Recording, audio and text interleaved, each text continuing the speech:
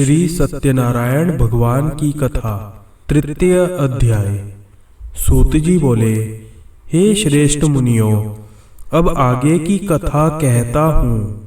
पहले समय में उल्कामुख नाम का एक बुद्धिमान राजा था। वह सत्यवक्ता और जितेंद्रिय था। प्रतिदिन देव स्थानों पर जाता तथा गरीबों को धन देकर उनके कष्ट दूर करता था। उसकी पत्नी कमल के समान मुख वाली और सती साध्वी थी। भद्रशिला नदी के तट पर उन दोनों ने श्री सत्यनारायण भगवान का व्रत किया। उस समय वहां एक साधु नामक वैश्य आया। उसके पास व्यापार के लिए बहुत सा धन था।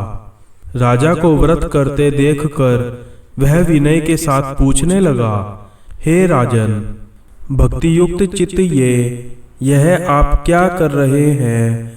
मेरी सुनने की इच्छा है, सो आप यह मुझे बताइए। राजा बोला, हे साधु, अपने बांधवों के साथ पुत्र आदि की प्राप्ति के लिए एक महाशक्तिवान श्री सत्यनारायण भगवान का व्रत व पूजन किया जा रहा है। राजा के वचन सुनकर साधु आदर से बोला, हे राजन, मुझसे इसका सब विधान कहो। मैं भी आपके कथन अनुसार इस व्रत को करूंगा। मेरे भी कोई संतान नहीं है और इससे निश्चय ही होगी। राजा से सब विधान सुन व्यापार से निवृत्त हो वह आनंद के साथ घर गया। साधु ने अपनी पत्नी से संतान देने वाले उस व्रत का वर्णन सुनाया और कहा, जब मेरे संतान होगी तब मैं इस व्रत को करूंगा। साधु ने ऐसे वचन अपनी पत्नी लीलावती से कहे।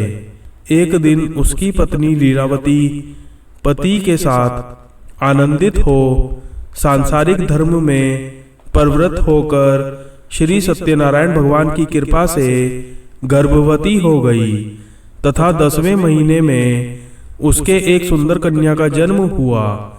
दिनों दिन वह इस तरह बढ़ने लगी जैसे शुक्ल पक्ष का चंद्रमा बढ़ता है। कन्या का नाम कलावती रखा गया। तब लीलावती ने मीठे शब्दों में अपने पति से कहा, जो आपने संकल्प किया था कि सत्यनारायण भगवान का व्रत करूंगा, अब आप उसे करिए। साधु बोला, हे प्रिय, इसके विवाह पर करूंगा। इस प्रकार अपनी पत्नी को आश्वासन दे वह नगर को गया। कलावती पितृगृह में वृद्धि को प्राप्त हो गई। साधु ने जब नगर में सखियों के साथ अपनी पुत्री को देखा तो तुरंत ही दूत को बुलाकर कहा, पुत्री के लिए कोई सुयोग्य वर देख कर लाओ। साधु की आज्ञा पाकर दूत कंचन नगर पहुंचा और वहां पर देखभाल कर लड़की के लिए सुयोग्य वणिक पुत्र को ले आया। उस सुयोग्य लड़के को देखकर साधु ने अपने बंधु बांधवों सहित प्रसन्नचित अपनी पुत्री का विवाह उसके साथ कर दिया। किंतु दुर्भाग्य से विवाह के समय भी उस व्रत को करना भूल गया। तब श्री भगवान क्रोधित हो गए और शाप दिया, तुम्हें दारुण दुख प्राप्त होगा। अपने कार्य में कुशल साधु बनिया जामाता सहित समुद्र के समीप स्थित होकर रत्नसारपुर नगर में गया और वहां दोनों ससुर जमाई चंद्रकेतु राजा के उस नगर में व्यापार करने लगे। एक बार भगवान श्री सत्यनारायण की माया से प्रेरित कोई चोर राजा का धन चुराकर भागा जा रहा था। किंतु राजा के दूतों को आता देखकर चोर ने घबराकर भागते हुए राजा के धन को वहीं चुपचाप रख दिया जहां ससुर जमाई ठहरे हुए थे। जब दूतों ने उस साधु वैश्य के पास राजा के धन को रखा देखा तो उन दोनों को पकड़कर और राजा के समीप जाकर बोले, हम इन दोनों चोरों को पकड़कर लाए हैं, अब हमें क्या करना है? आज्ञा दे। राजा की आज्ञा से उन्हें कारावास में डाल दिया और उनका धन छीन लिया। श्री सत्यनारायण भगवान के श्राप द्वारा उनकी पत्नी भी घर पर बहुत दुखी हुई और उनके घर पर जो धन रखा था उसे भी चोर चुरा कर ले गए।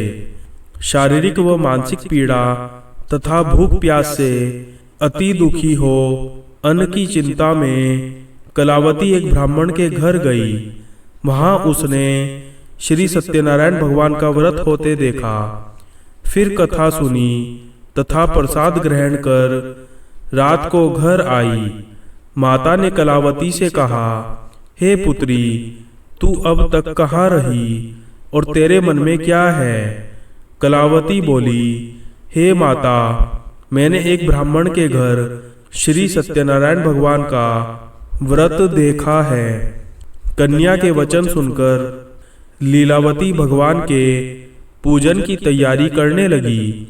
लीलावती ने परिवार और बंधुओं सहित श्री सत्यनारायण भगवान का पूजन किया और वर मांगा, मेरे पति और दामाद शीघ्र आ जाएं।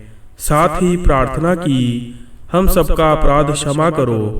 श्री सत्यनारायण भगवान इस व्रत से संतुष्ट हो गए और राजा चंद्रकेतु को स्वप्न में दर्शन देकर कहा, हे राजन, दोनों वैश्यों को प्रातः ही छोड़ दो और उनका सारा धन जो तुमने लिया है उन्हें वापस दे दो, नहीं तो मैं तुम्हारा धन, राज्य, पुत्र आदि नष्ट कर दूंगा।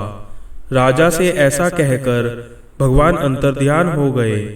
प्रातः काल राजा चंद्रकेतु ने सभा में अपना स्वप्न सुनाया। फिर दोनों वणिक पुत्रों को कैद से मुक्त कर सभा में बुलाया। दोनों ने आते ही राजा को नमस्कार किया।